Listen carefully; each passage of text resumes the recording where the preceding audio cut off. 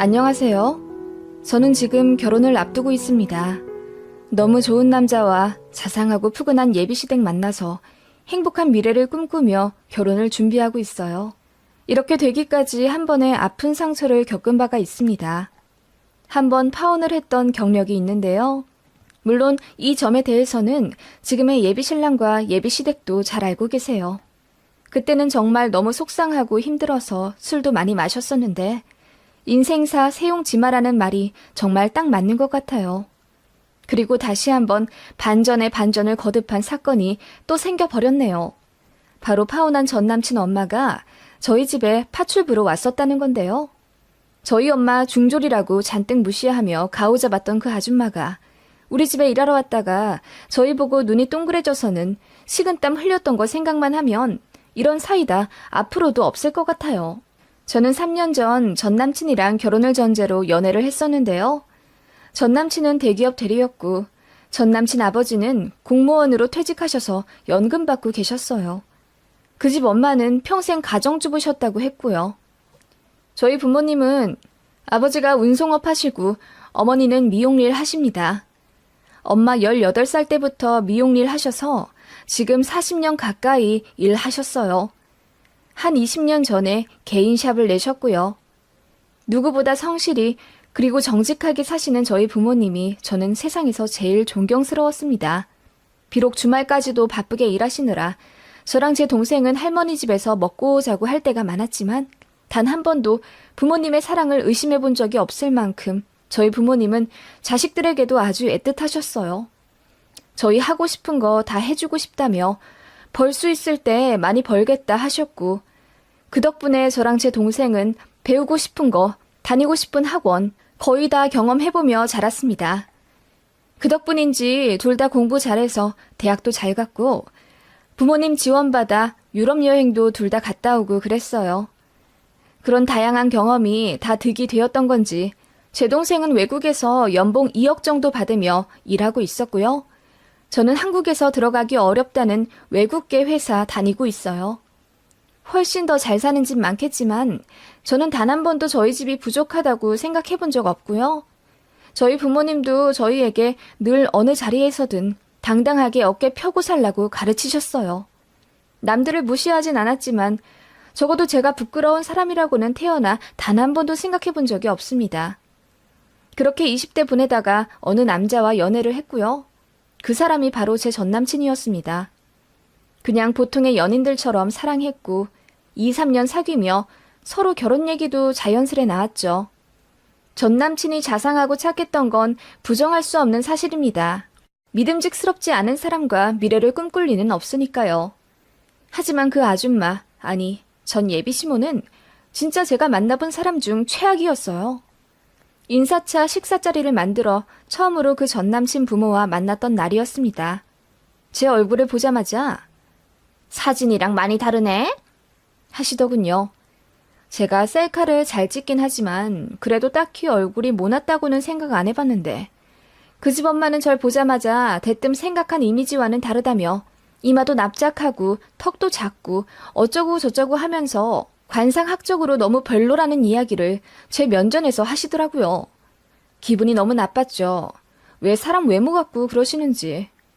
그것뿐만이 아니라 저희 집안 분위기에 대해 꼬치꼬치 묻더군요.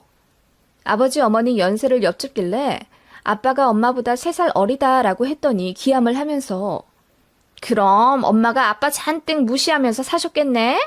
에그머니나 보고 자란 게 그런 걸 텐데 어떻게 우리 아들을 그런 집에 장가 보낼꼬? 하시더라고요. 제가 어이가 없어서 저희 부모님은 나이 상관없이 서로 존중하시고요. 저희 앞에서 다투신 적도 없으세요. 저는 그런 걸 보고 자랐는데 뭐가 문제되는 게 있을까요?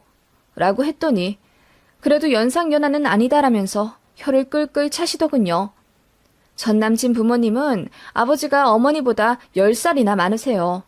꼭 나이 때문은 아니겠지만 아무튼 그 집안도 엄청 가부장적이라서 남친 아버지가 어머니를 많이 무시하고 사셨댔고요. 본인이 정작 그런 대우를 받고 살면서 누가 누구더러 혀를 끌끌 차는지요. 게다가 저희 집안 돈이 얼마나 있는지 아예 대놓고 물어보시는데 솔직히 말하면 어른이 이렇게까지 교양이 없을 수 있나 하는 생각이 들더라고요. 집에 돈은 얼마나 있어? 결혼할 때 얼마나 해줄 수 있고? 아, 저도 잘은 모르겠고요. 혹시 현수 씨한테 얘기 못 들으셨어요? 저희 결혼은 저희 힘으로 하기로 했어요.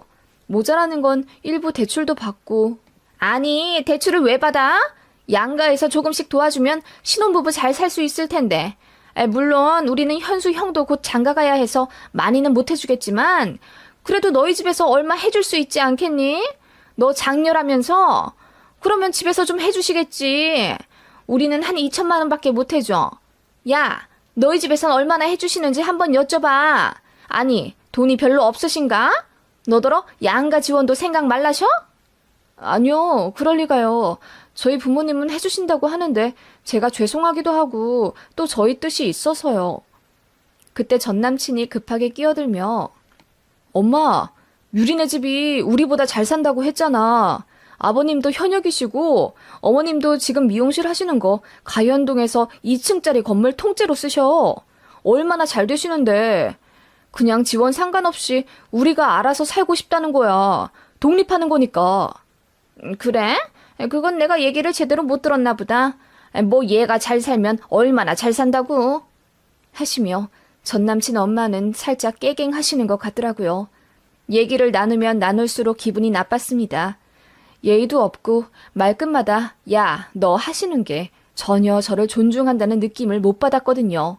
전 남친도 본인 어머니가 부끄럽긴 한지 계속 똥 마려운 강아지 마냥 안절부절 못하더라고요. 그렇게 저 역시 씹은 얼굴로 표정 관리 못하며 식사를 하고 있는데 전 남친 엄마가 이번엔 저희 부모님 학력을 물으시더군요. 네, 저희 아버지는 고등학교 나오셨고 엄마는 집안 사정 때문에 중학교만 졸업하고 바로 취업을. 뭐라고? 중졸? 엄마가 중졸이시라고? 전 예비 시모는 갑자기 눈이 번쩍 뜨이며 건수 잡았다는 듯한 표정으로 깔깔 웃으시더라고요. 아니, 세상에 요즘에 무슨 중졸이 다 있어? 너희 외가 엄청 가난하셨나 보다. 세상에 어떻게 자식을 고등학교도 안 보내셔? 아니, 중졸 치고 그럼 되게 성공하신 거다. 2층짜리 미용실 원장이 다 되셨네. 라고 하시는데 저는 너무 기분이 나빠서 더 대꾸하고 싶지도 않았어요. 제 표정이 급격히 어두워지니 전 남친은 급하게 자리를 파했습니다. 그날 집에 오는 길에 전 남친이랑 엄청 싸웠네요. 제가 그런 분은 내 시어머니로 모시고 싶지가 않다고 파혼하고 싶다고 하니 전 남친이 엉엉 울면서 엄청 매달렸어요. 냉전이 거의 3달 지속되었는데 그 기간 내내 저에게 무릎 꿇고 빌었으니 말이에요. 말로는 저랑 결혼하면 자기 엄마랑 통화도 안 하고 1년에 한두 번만 만나게 하겠다고 호언장담을 했지만 저는 믿지 않았어요. 이미 결혼 생각이 많이 없어진 상태였습니다. 제가 집에다가는 차마 예비 시모가 엄마 중졸이라고 잔뜩 무시하더라 어쩐다 말을 못하겠더라고요. 엄마 상처받을까 봐서요. 그래서 그냥 결혼하기 싫어. 현수 씨 엄마 이상해. 별로야. 라고 얼머무리며 자세히는 말 못하겠지만 결혼하기 싫다고 했어요. 그런데 저희 부모님이 제 전남친을 정말 마음에 들어 하셨습니다. 그 사람이 되게 잘했거든요. 그 남자는 괜찮다고 했잖아요. 순하고 착했어요.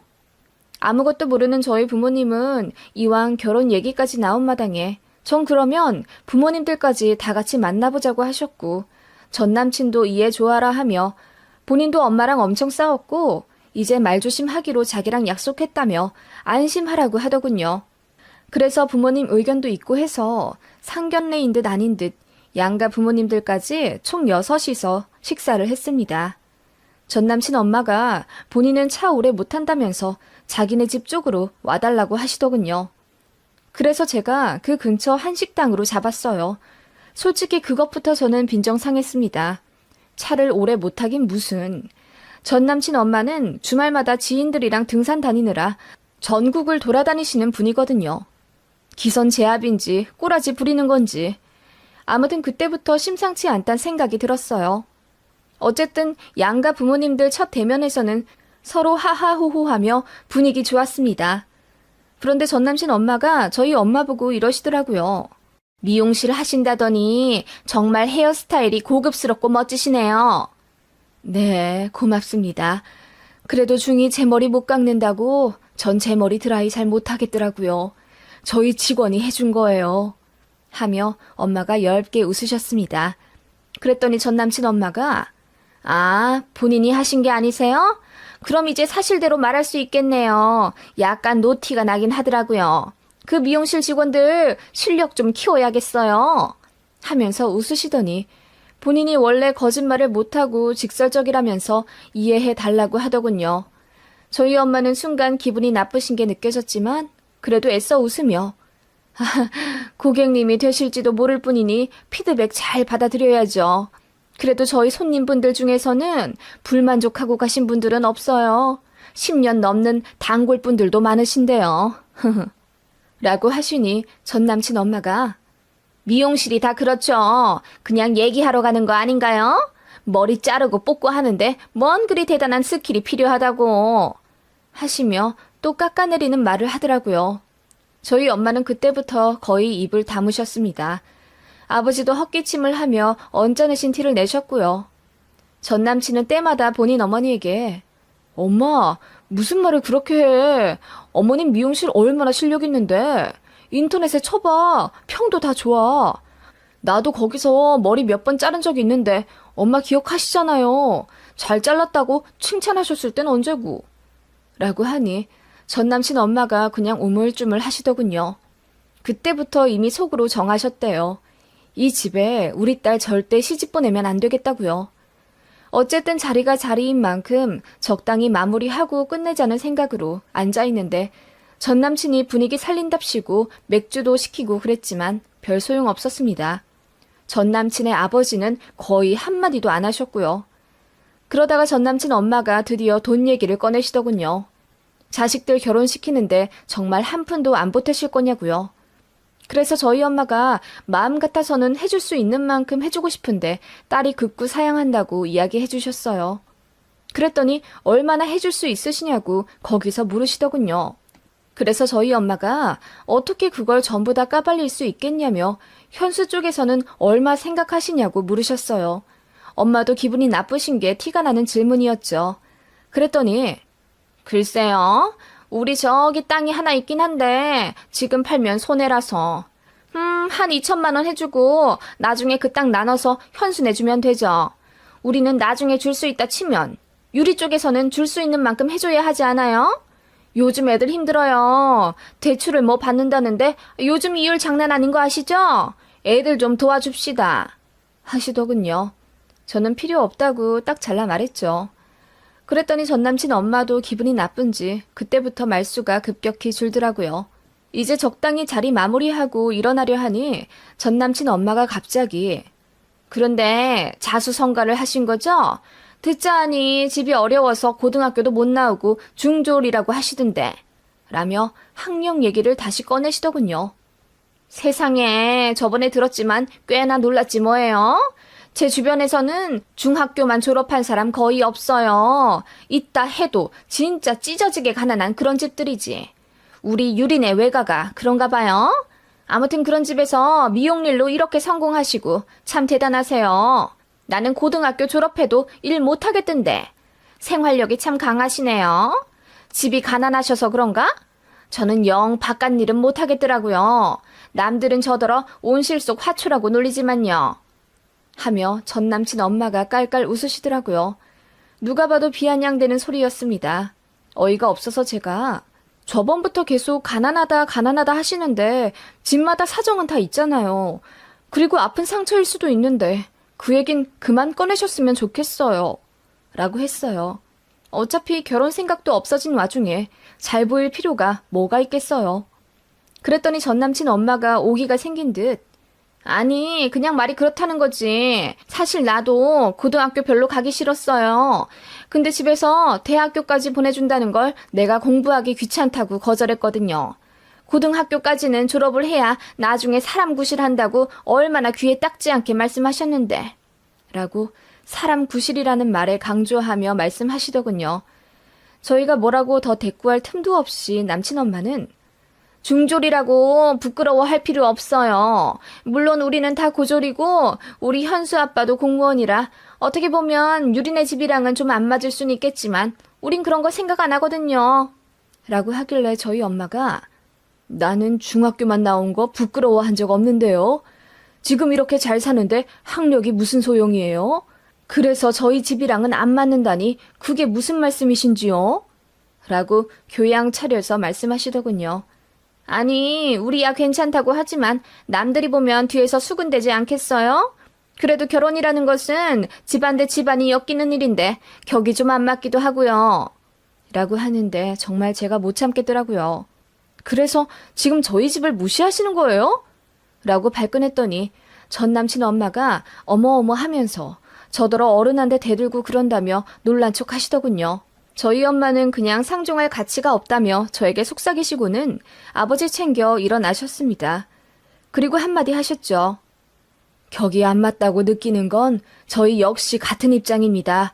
내가 엄마 된 입장에서 한번 만나 뵙고 싶었습니다. 역시 내 생각이 맞았네요. 더 진행되기 전에 마무리되어서 다행입니다. 우리 딸이 조금도 미련 갖지 않고 잘 정리할 수 있게 되었네요. 인연은 안 되는 걸로 알고 돌아가겠습니다. 라고 파혼을 의미하는 말씀을 하셨어요. 그렇게 나가려니 전 남친이 헐레벌떡 저희 부모님과 저를 잡더라고요. 저는 헤어지자고 하고 그렇게 식당을 나와버렸습니다. 엄마 아빠한테 너무 죄송해서 눈물이 나더라고요.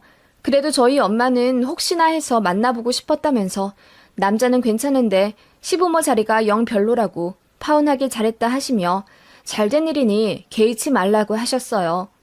자식 마음에 나는 상처야말로 엄마의 상처라면서 제가 괜찮으면 엄마도 괜찮다고 되려 저를 위로해 주셨습니다.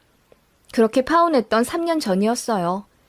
그 이후로 저희 가족은 아무렇지 않게 다시 일상으로 돌아갔고 저는 엄마에 대한 죄책감과 내가 사람을 잘못 봤다는 자괴감에 술도 참 많이 마셨습니다. 그래도 다시 잘 살아보려고 소개팅 들어오는 것도 마다하지 않았고요. 그러다가 제 동생이 외국에서 돌아와 한국으로 들어오는 바람에 부모님과 합가를 하게 됐고 지금 집이 좁다고 느껴서 54평짜리 아파트 탑층에 어느 복층을 매매했어요. 부모님 돈이랑 동생이 번 돈 합쳐서 융자 하나 없이요. 꽤나 비싼 아파트입니다. 지금 시가는 모르겠는데 당시 매매했을 때 19억이었어요. 너무 기분이 좋아서 집 인테리어에도 거의 1억 들여서 잘했고 저도 가구랑 소품을 고급스러운 걸로 고르는데 일조했어요. 집 다 꾸미고 나니까 정말 모델하우스 뺨치더라고요. 그러다가 집이 좀 넓기도 했고 아빠와 제 동생이 아무리 집안일을 같이 한다고는 해도 깐깐한 성격상 가사일을 거의 주도적으로 하시는 엄마가 미용일에 고질병인 손목 부상으로 집안일이 버겁다 느끼기 시작하셨던 것 같아요. 남한테 집안 잘 안 맡기는 엄마라 그동안 아무리 바빠도 가사 도우미는 안 구했는데 이제는 나이도 그렇고 체력도 안 된다 싶어서 결국 구하게 되셨습니다.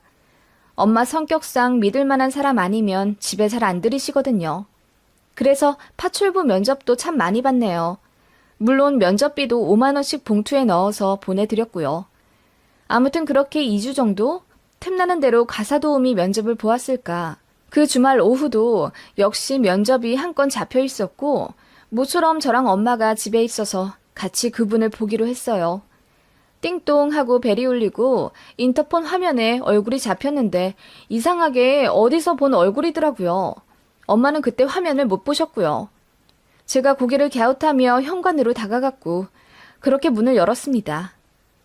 안녕하세요. 면접 보러 왔습니다.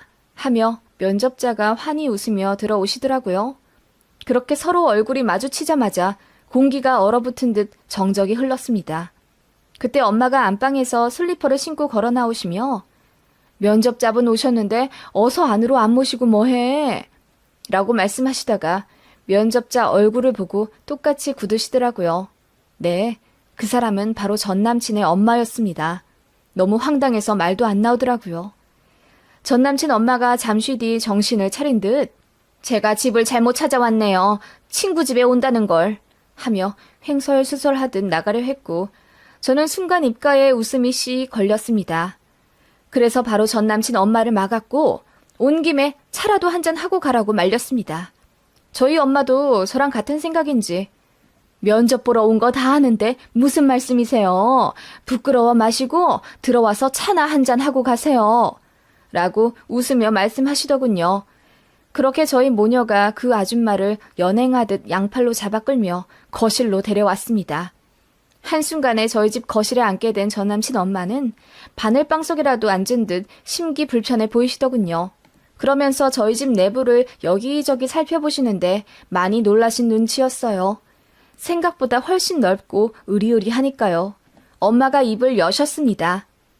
파출부일 면접 보러 오셨죠? 왜 도망가고 그러세요? 뭐 부끄러워서 그러세요? 요즘 그런 게 어딨어요.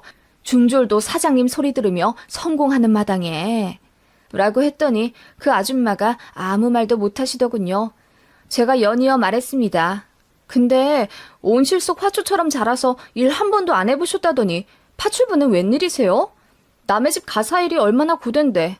게다가 저희 집은 2층짜리 54평이라서 꽤 힘들어요. 물론 페이는 좀 세긴 하지만요. 우리 엄마는 성격이 워낙 너그러우셔서 엄마 밑에서 일하는 사람들한테는 진짜 아낌없이 베풀거든요. 월급도 빵빵하게 주시고요. 그래서 여기까지 오게 되신 거예요? 돈 많이 주니까? 집이 좀 어려우신가 봐요?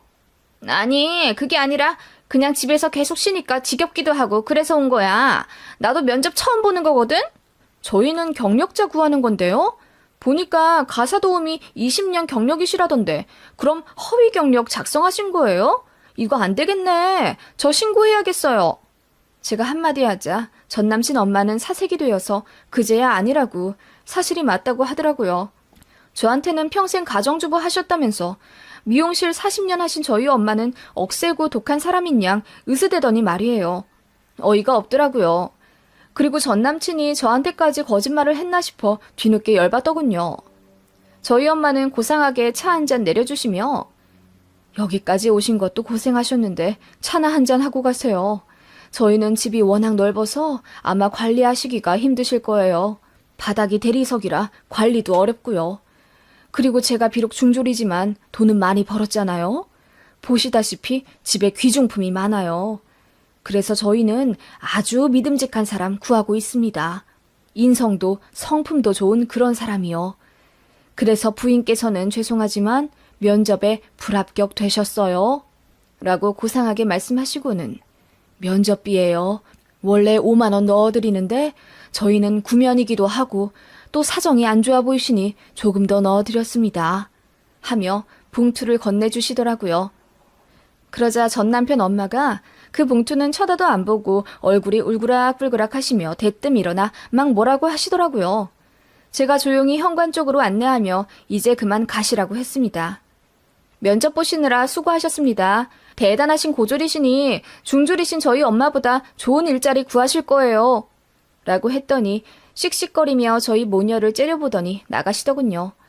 그렇게 문이 쾅 닫히자마자 저랑 엄마는 배를 붙잡고 웃었습니다. 얼마나 웃었는지 눈물이 막 고이더라고요. 그날만큼 통쾌했던 감정은 다시는 못 느낄 것 같아요.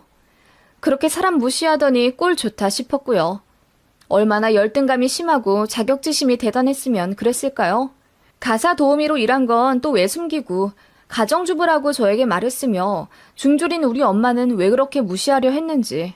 집에 땅 있다는 말도 보나마나 거짓말이겠죠. 남자 괜찮은 것만 믿고 대뜸 시집가려 했던 지난날의 저도 참 한심하지만 지금 생각하면 아주 아찔합니다.